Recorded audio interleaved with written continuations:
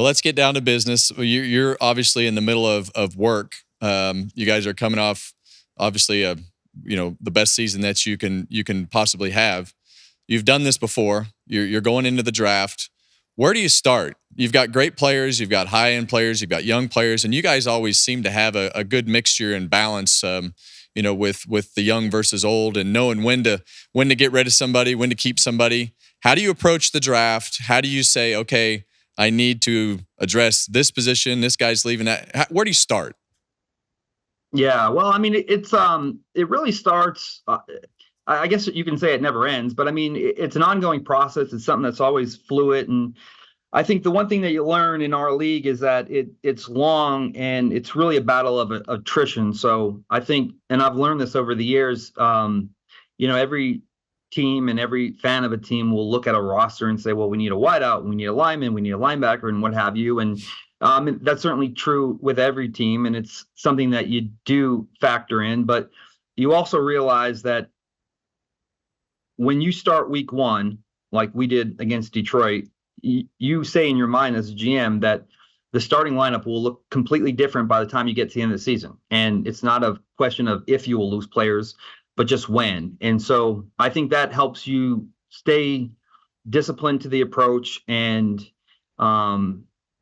every position is a position of need, and that's how we look at it. And so that's why we always want to stick with the most talented player on the board. And I mean, if teams can look at the Chiefs and say, well, they need a wideout and they need a tackle, well, that's true. But we will eventually need a defensive lineman and a corner. And if we have a defensive lineman or a corner that we have graded really high, I mean, we need to just stick to our board and take those players, because time flies, and before you know it, you're going to have needs at every position. So it is a little bit of a balance. And I think once you get into specific rounds, and if the values of the player are close, then you would defer to the position of need. But if the values are different, you may not think you absolutely need that position. But if the values are extremely different, I think you just go with the player. A few years ago, I remember going into training camp and having concerns about some O-line stuff and some receiver stuff. And I remember talking to my staff saying, we're really good at defensive end. I mean, that's one position we don't have to worry about. And then by week 8, I think we lost 4 of them to injury. So that's just an example of, thinking you're good at a position, and within a month or two, having that position be completely depleted. So it's one of those things that I think as a GM, you keep in the back of your mind that you're going to need all these players at some point. Injuries happen. So always stick to the board and stick with the most talented player. And that's, we spend a ton of time on this board, and hundreds of names on the board, and just kind of work and stack and tier them. And we tweak that process all the way up into the draft. And it's something that we'll continue to do today and the rest of the week and until we get to Thursday. So in our sport, I always talk about the chemistry between the crew chief and the engineers, and everything in the team can overcome a little bit of talent. How far do you go and research an individual as to who you think they are and how that fits into your team? Yeah, I mean, a ton. And that's critically important. And so the way NFL departments are set up, they have a pro scouting staff that deals with the NFL teams. And I mean, they're going to know the schemes they like to use and the personnel packages they like to use. And then we have a college scouting system that deals just with the guys in the draft. And I think I have a college scout in the Northeast, the Southeast, obviously Southwest, the West Coast, middle of the country. So we have an area scout, we call them, placed all over the country.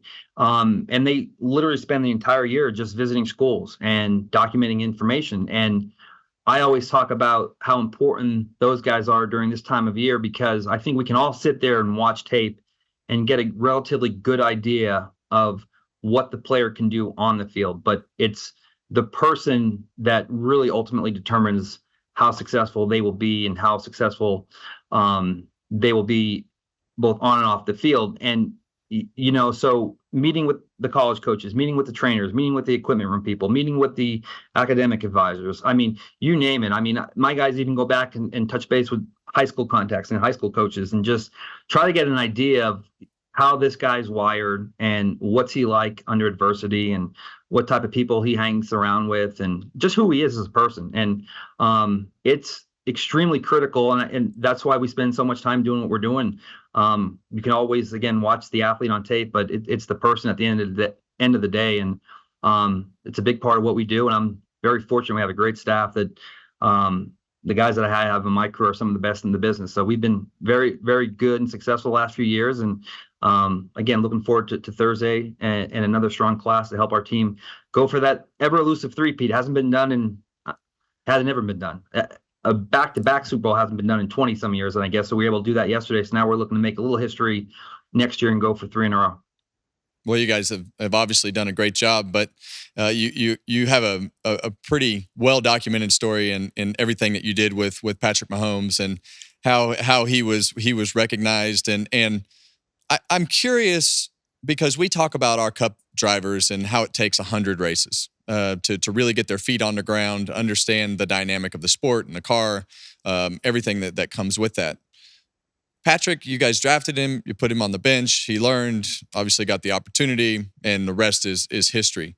You see some of the other teams put their newly drafted quarterbacks right into the game. Explain to me how those strategies differ, and what you thought was the right process, you and your team thought was the right process to have him sit and learn, or where he was at, and why some of these other teams just throw their quarterbacks right into the game, and how that can be good or bad. Well, I think our situation, it was a little bit of a luxury that we had, and it was part of the process that we wanted to be proactive and set our young quarterback up for success. So at the time we drafted Pat, we actually had a Pro Bowl quarterback in Alex Smith, and he was entering the final stages of his contract, and we certainly fell in love with Pat during that process. And one of the things that was important to our staff and to Coach Reed was to bring a young guy in here, and the games are certainly different from college to the NFL level, and it's really a pass protection oriented league where colleges are a little bit more of a run and gun, fast pace. You see the coaches with plays on car stock on the sidelines, and everything is up tempo. And I think sometimes the collegiate offenses are simplified, and these guys are coming in for a few years and they're leaving, so they have to keep it that way. Where the NFL is a little bit more complicated, and I think the one thing that all quarterbacks have to master is just pass protection, getting themselves in and out of plays called into plays that will be more successful. And the one thing that Coach and I believed in was bringing Pat in here and allowing him to just process defenses and coverages and tendencies and how to master the pass protections and where you're going to shift your lines and where you're going to send your running backs to pick up different blitz packages. So it was one of those things where if you throw a young quarterback out there and he's not quite there, how much long-term effect does it have on him mentally, where he's seeing ghosts or overthinking? So we knew Pat had a ton of talent, can make any throw asked of him, super athletic, smart, but didn't have a lot of experience with some of the NFL blitz package stuff. And Alex Smith on the other end was a veteran that has been there, done that, super smart. He was one of those guys that he went to Utah, but he could have gotten into any Ivy League school he wanted. So it was just a great setup we had where we thought we can bring Pat in here and have him learn and see the game, not only through Coach Reed's eyes, but see it through Alex Smith's eyes, understand the mental side of things. And then when he does have to play, he can just cut it loose because he's absorbed the system and the terminology for a year. Now, again, we had that luxury, and we were able to do that because we had a Pro Bowl caliber quarterback on the final stages of his contract. Some teams don't have that luxury. Some teams, the new guy, even if the terminology is new and it's difficult, he's still going to be better than any option you have. So I think it's one of those ideal dream scenarios that every team would love to have a veteran quarterback and bring a young guy in and transition him.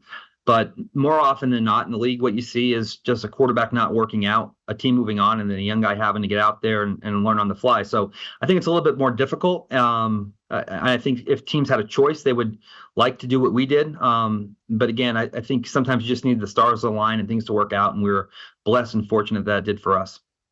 What's the best player that you guys were like, you know what? We missed on that guy. What's the best player that the Kansas City Chiefs didn't get? Oh, man. That's a good. I mean, there's so many. So I feel like there's so many of them. Well, I mean, just there's got to be one that sticks out that was something happened or came off the board early or whatever the scenario was. Like, what was the one that you think about all the time that you were like, man, that was a miss? That's such a good question.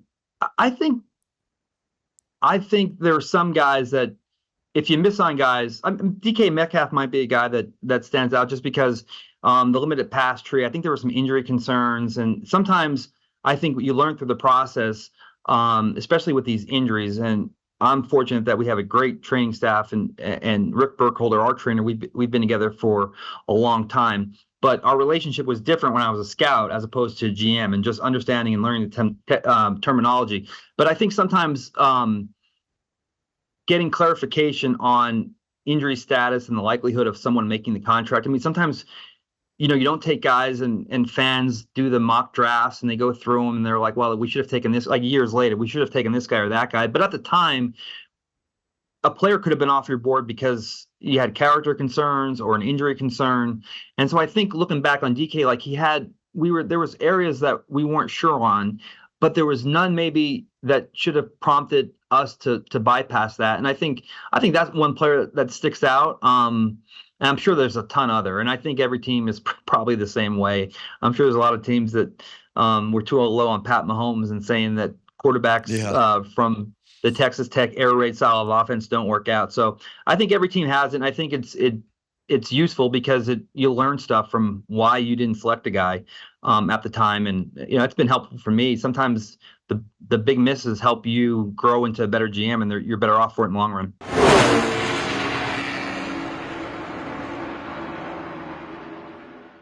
Hey, race fans, thanks for watching our video. For all NASCAR on Fox News content and the best clips from Fox Sports, be sure to follow and subscribe to our channel.